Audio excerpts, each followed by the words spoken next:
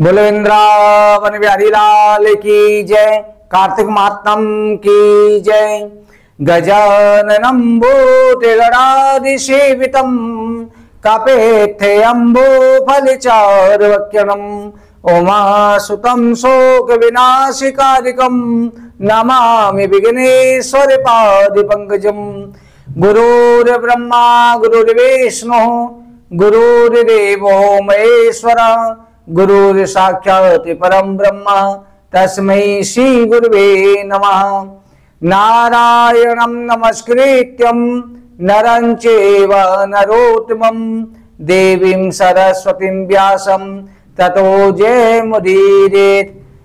सविद्वार को छोड़कर आयो तेरे द्वार, श्री वृषभान की लाडली जरा मेरी ओर निहार।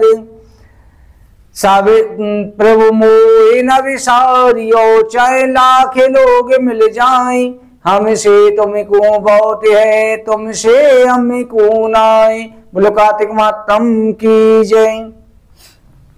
श्री सूत जी महाराज कहते हैं, ऋषिवरों, राजा पृथु ने देवर्षि नारद जी से पूछा कि हे भगवान, मनुष्यों को प्राप्त होने वाले श्रेष्ठ फल को बताएं, तुलसी का मातम कहिए। नारद जी कहते हैं कि राजन, पूर्व काल में साद्र देश में करवीरपुर नामक गांव में धर्मदत्त नाम का एक ब्राह्मण रहता था। वो विष्णु का भक्त, विष्णु की पूजा करने वाला, हर समय पर ओम नमो भगवते वासुदेवाय इस महामंत्र का जाप करने वाला, अतिथियों की सेवा करने वाला था। वो मित्रों अपने ही ग्राम वासियों के साथ में अतिथियों की सेवा करता। यही गृहस्थ धर्म कहा जाता है कि गृहस्थी के दरवाजे पर कोई भी अतिथि आ जाए, कभी भूखा निराश होकर के नहीं लौटना चाहिए। यही गृहस्थ धर्म है। जो व्यक्ति अपने घर आए अतिथि का आदर सत्कार करता है, निश्चित रूप से उसे गाय दान का फल प्राप्त होता है। एक बार धर्मदत्त कार्तिक के महीने में भगवान विष्णु के जागरण हेतु भगवान विष्णु के मंदिर में प्रातः ब्रह्म मुहूर्त में जा रहा था। रास्ते में उसके हाथ में पूजा की सामग्री थी।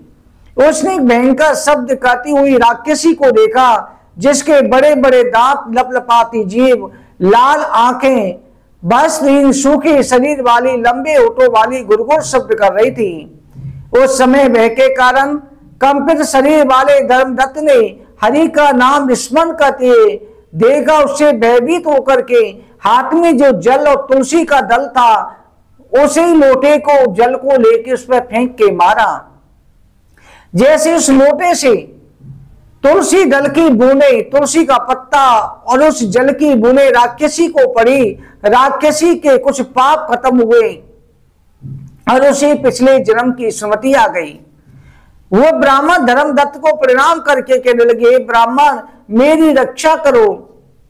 ब्राह्मण ने कहा, अरे राक्षसी, किस कर्म के कारण तुम्हें अवस्था प्राप्त हुई है? तुम कौन हो, क्या चाहती हो मुझसे कहो। कला ने कहा, हे ब्राह्मण, सौराष्ट्र नगर में बिक्कू नामक एक ब्राह्मण रहता था। मैं उसकी पिछले जन्म में पत्नी थी।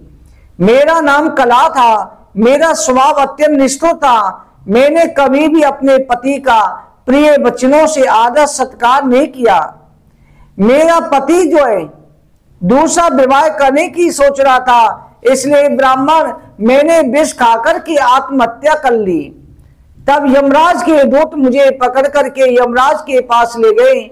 यमराज ने मुझे देख करके चित्रगुप्त से पूछा, इसका कर्म लेखा बताओ। चित्रगुप्त बोले कि भगवान, ये बहुत बड़ी पापिन है। इसने कभी शुभ कर्म नहीं किया, स्वयं मिष्ठान खाती, अपने पति के लिए नहीं देती।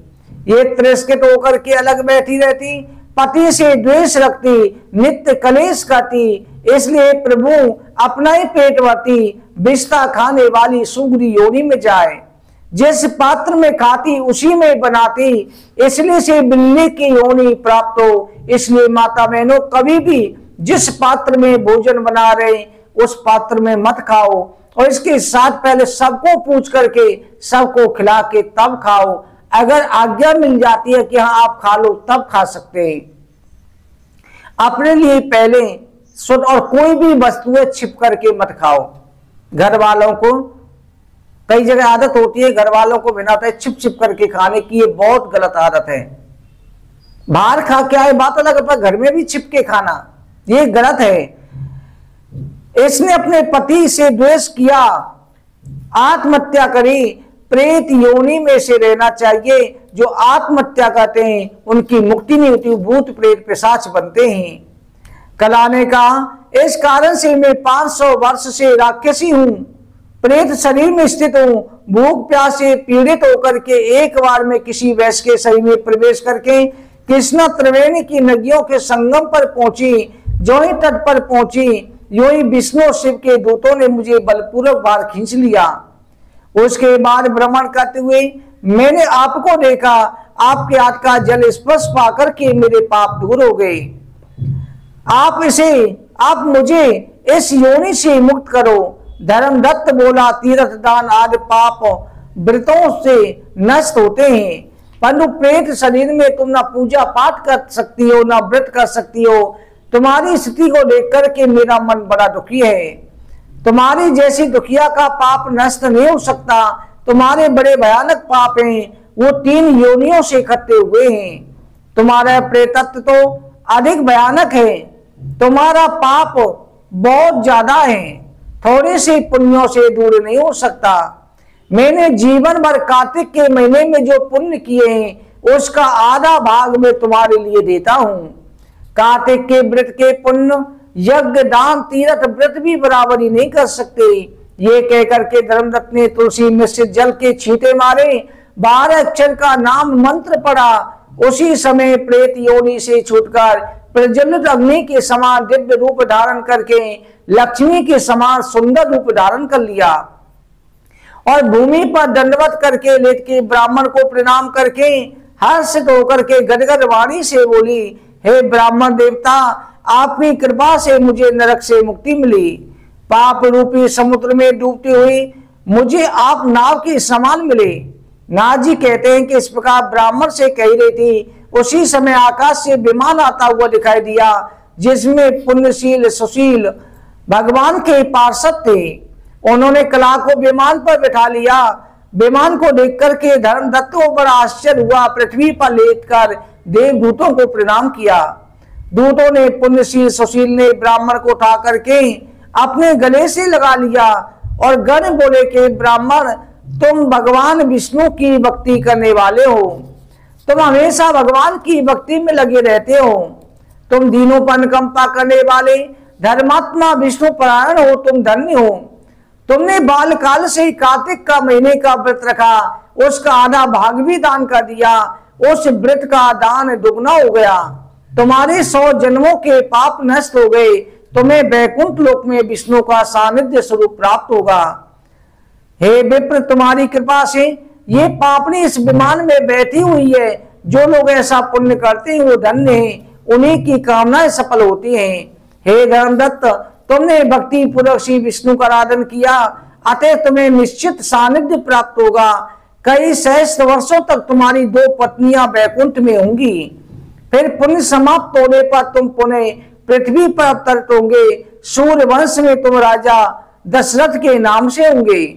तुम्हारी 2 पत्नियां जो इस वैकुंठ में होंगी, जाने की वैकुंठ में भी जो व्यवस्थाएं चलती हैं, यहाँ पर जैसे शादी विवाह होते हैं, वैसे वैकुंठ में भी पूरी गृहस्थी रहने का सौभाग्य मिलता है।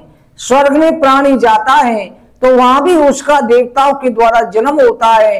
फिर उसे याद रहती है कि पृथ्वी पे हमने ये कर्म करे। वैकुंठ में उसे सब कुछ सुख मिलता है, पूरी गृहस्थी होती है, वहां भी संतान होती है। और जब वहां पुण्य समाप्त हो जाते हैं तब पृथ्वी पर आना पड़ता है। वहां पर तुम्हारी 2 पत्नियां हैं, वो पृथ्वी पर 2 पत्नी होंगी और ये कला तुम्हारी पृथ्वी पर तीसरी पत्नी केकई के नाम से होगी। तुम्हें भगवान विष्णु का सानिध्य प्राप्त होगा। इस तरह कहकर के भगवान के पार्षद चले गए। जो कोई इस इतिहास को सुनता है उसके सभी पाप नष्ट हो जाते हैं। राजा पृथु ने पूछा, प्रभु, हरि पूजन का मातम क्या है? भगवान की भक्ति कैसे करनी चाहिए?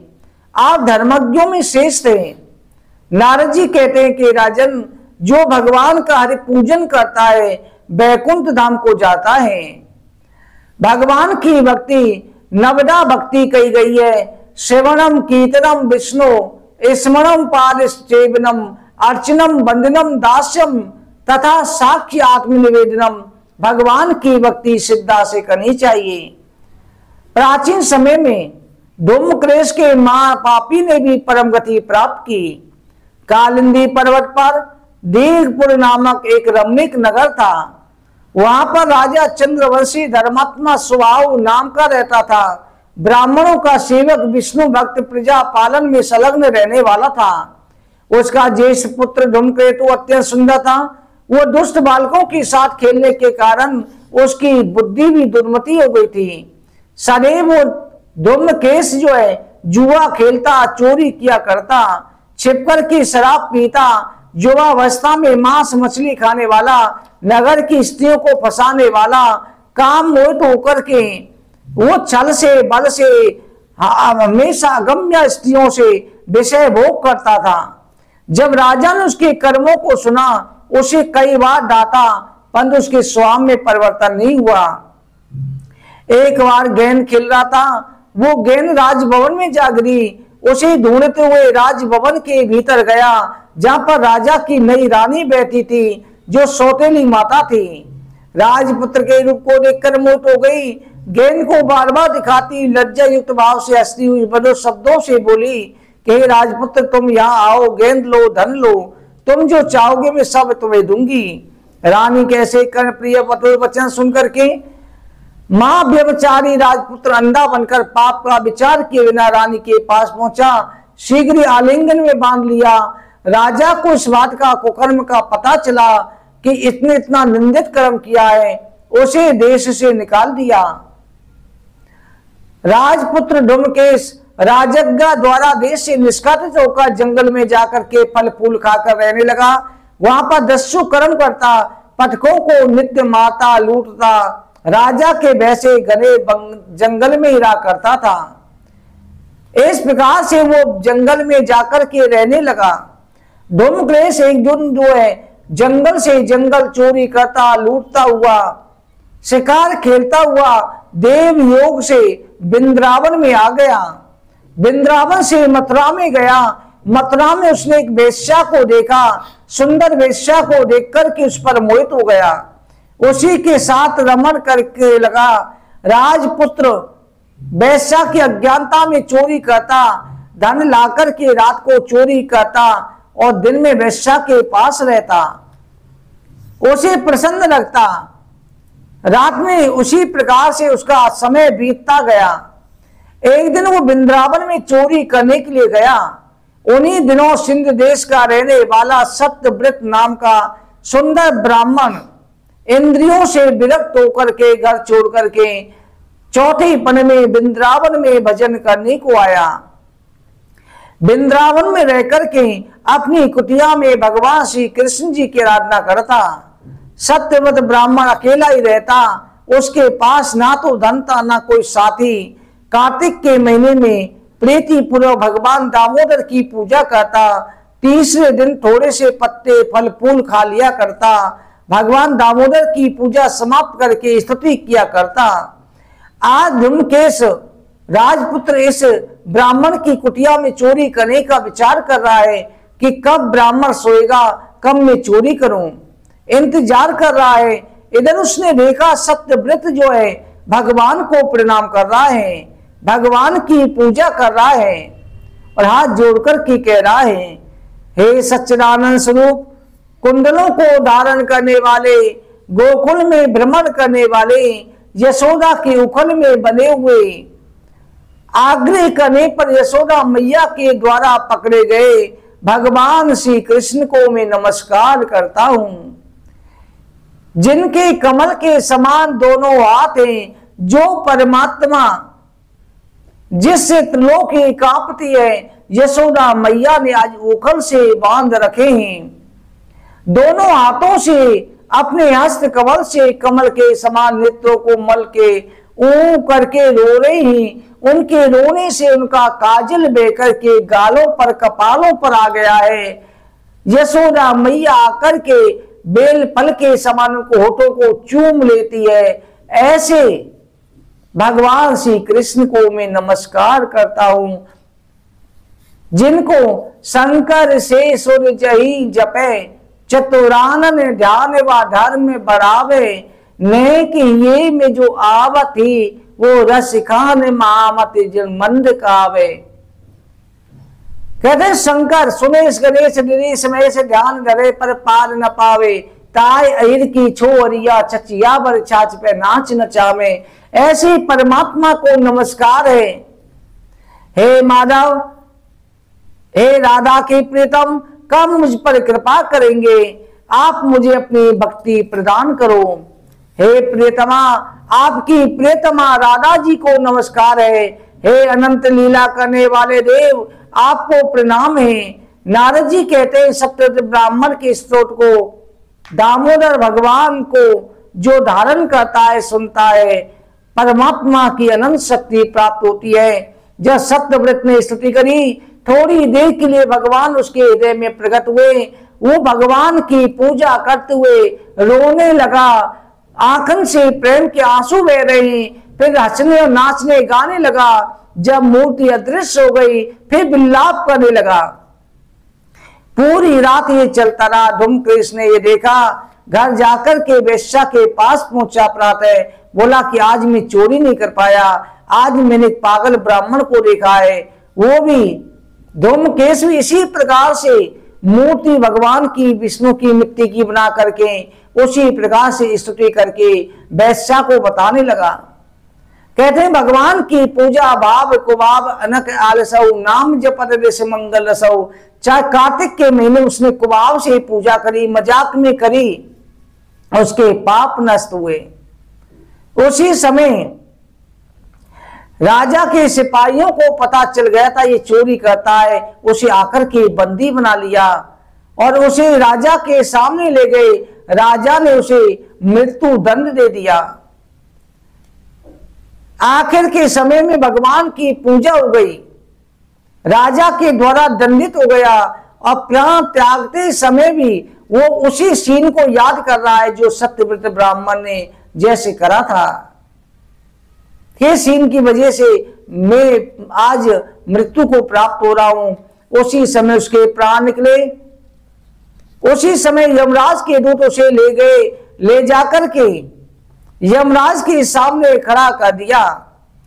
यमराज ने जैसे ही उसको देखा, अपने सिंहासन से खड़ा हो गया, उसका आसन पूजन करके सिंहासन पर बिठाया और अपने दूतों से कहे, दूतों तुम्हारा ज्ञान भ्रष्ट हो गया है, हमारी आज्ञा का पालन तुम नहीं करते, जो मैं कहता हूं उसको नहीं मानते, मना करने पर उसी काम को करते हैं। हमने तुमसे कहा है शिव और विष्णु के भक्तों को मेरे पास मत लाया करो। यमराज ने कहा, हे धूमकेश, तुमने बहुत कष्ट प्राप्त किया, अब तुम स्वर्ग जाने के अधिकारी हो, इस नरक में रहने के अधिकारी नहीं हो। धूमकेश ने कहा, भगवान मैंने जीवन भर पाप किए हैं, अब मैं शुद्ध कैसे हो गया, वैकुंठ का अधिकारी कैसे हो गया, ये आश्चर्य की बात है। यमराज ने कहा कि मैं कमल नेत्र श्री नारायण को नमस्कार करके तुम्हें धर्म के बारे में बताता हूं। वेद में जो कहा गया है वही धर्म है, जिसका निषेध किया गया है वो अधर्म है। धर्म दो प्रकार का होता है, प्रवृत्ति मूलक, निवृत्ति मूलक। फल की इच्छा से रखा जाए और एक अनिच्छा से किया जाए, एक सकाम भावना से, एक निष्काम भावना से। हे राजपुत्र, एक भी गुप्त बात सुनो, जिसके करने से मनुष्य को भगवान की भक्ति उत्पन्न होती है। भगवान विष्णु का स्मरण, श्रवण, कीर्तन, पाद सेवन, ये सब परम धर्म है। अर्चन, बंधन, दास्य, आत्मनिवेदन 9 लक्षण की विष्णु भक्ति है। जो लोग भक्ति पूर्वक करते हैं मुक्त हो जाते हैं, इसमें संदेह नहीं। श्री विष्णु की कथा सुनने से राजा परीक्षित के समान कथा सुने। कहने में सुखदेव, स्मरण करने में प्रहलाद, भजन करने में लक्ष्मी हनुमान, पूजा करने में पृथु, बंधन करने में क्रूर, दास भाव में सुग्रीव, मित्र भाव में अर्जुन, समर्पण भाव में राजा बलि। इस प्रकार से प्राणी के अंदर, भक्ति के अंदर भावना होनी चाहिए। अगर उपवास के रूप में भी, मजाक में भी श्री कृष्ण का पूजन किया जाए तो महापापी भी शुद्ध हो जाता है, उन्हें पूजा का फल प्राप्त होता है। तुमने भी मजाक में बैकुंठ नाथ की मथुरा वृंदावन में पूजा करी, तुम घोर नरक के योग्य थे, परंतु तुम्हारे अंतिम समय में पाप नष्ट हो गए, तुम बैकुंठ लोक को जाओगे। हे राजपुत्र, कार्तिक मास में मथुरा नगरी में भगवान दामोदर के पूजन से बढ़कर के कुछ नहीं है। जहाँ विष्णु भगवान की मूर्ति है, जहाँ सालग्राम तीर्थ, गंडकी नदी, चक्र तीर्थ की स्थिति है, वहां पर भगवान विराजमान रहते हैं। धूम्रकेतु ने कहा, हे भगवान, आप सर्वज्ञ, आप मेरी शंका का निवारण करें। गंगा नदियों को छोड़कर श्री हरि गंडकी नदी में कैसे प्राप्त हुए? यमराज ने कहा, प्राचीन काल में कल्प में बेलसरा नामक महामुनि थे, उन्होंने लोक कल्याण के लिए गंगा तट पर तपस्या की थी। उनका आश्रम परम पवित्र रमणीय वृक्षों से परिपूर्ण था, फल और पुष्पों से भरा रहने वाला था। सभी प्राणी शत्रुता त्याग करके एक साथ रहते थे। पूजा के लिए पुष्प रसाल वृक्षों से आश्रम घिरा हुआ था। उनकी तपस्या देख करके इंद्र भयभीत हुआ और मंज घोषा नाम की सुंदर देव कन्या को वहां पर भेजा। वो कन्या तपोवन में जाकर के शरीर की कोमलता, सुगंध, पुष्पों पल्लवों को लज्जित करती हुई गैन कीड़ा करने लगी। वो हास्य उल्लास के साथ चंचल भौएं, चंद्रमा के समान मुख वाली, महीन वस्त्र धारण किए, स्वर्ण कलश के समान स्तनों, सूक्ष्म कटी वाली थी। वो मुनि के सामने आ पहुंची, परंतु बेलसरा मुनि ने उस अप्सरा को कोई महत्व नहीं दिया, उसके कटाक्षों को भी नहीं देखा। तो उन्होंने कहीं अन्यत्र जाने का विचार किया। मुनि के दोनों पांव पकड़ करके वो अप्सरा बैठ गई और शरीर के स्पर्श से मुनि को पित्राणे रोमांचित करने लगी, जिससे इस मुनि का शरीर रोमांचित हो गया। तब अप्सरा ने अपनी दोनों भुजाओं से मुनि को कस के पकड़ लिया, कंठ से लगने लगी। मुनि को लगा जैसे कामदेव का वेग सता रहा है। तब महामुनि बेलसरा ने क्रोध से लाल आंखें करके इस प्रकार साफ दिया। बेलसरा बोले, तूने अपनी लहर अपनी दोनों भुजाओं को मेरे गले में डाल करके मुझे काम रूपी कुंड के माध्यम से संसार रूपी नरक में डालने का विचार किया, इसलिए बामनी तू नदी हो जा।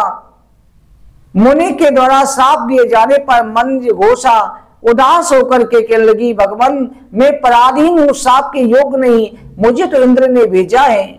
मुनि ने कहा, नदी रूप होकर के अपने उदर में श्री विष्णु भगवान को धारण करती हुई मनुष्यों का कल्याण करेगी। तू सालग्राम शिला रूपी विष्णु को जन्म देगी, तेरा यश सर्वत्र फैलेगा, तू लोगों को मुक्ति देने वाली होगी। तेरा अगला जन्म निश्चित रूप से शुभ होगा, क्योंकि वहां श्री गोविंद का समागम उत्सव मनेगा। मेरा श्राप तेरे लिए वरदान से अधिक है, दुर्लभ भक्ति से पूर्ण है। यमराज कहते हैं वही मंजघोषा नदी नदियों में शेष गंडकी नदी है। बिंदा के श्राप के फलस्वरूप उसके भीतर भगवान विष्णु शिला रूप में उत्पन्न हुए। मैंने सब कुछ बता दिया, तुम बैकुंठ लोक को चले जाओ। यमराज के कहते ही राजपुत्र दिव्य रूप धारण करके विमान में बैठ करके बैकुंठ लोक को चला गया। जो प्राणी इस मातम को कहते हैं या सुनते हैं, उनके सभी प्रकार के पाप नष्ट हो जाते हैं। भक्तों, आज के दिन आपको लौकी नहीं खानी है। बोले वृंदावन बिहारी लाल की जय, कार्तिक मातम की जय। जय जय श्री राधे, जय जय श्री राधे, जय जय श्री राधे श्याम।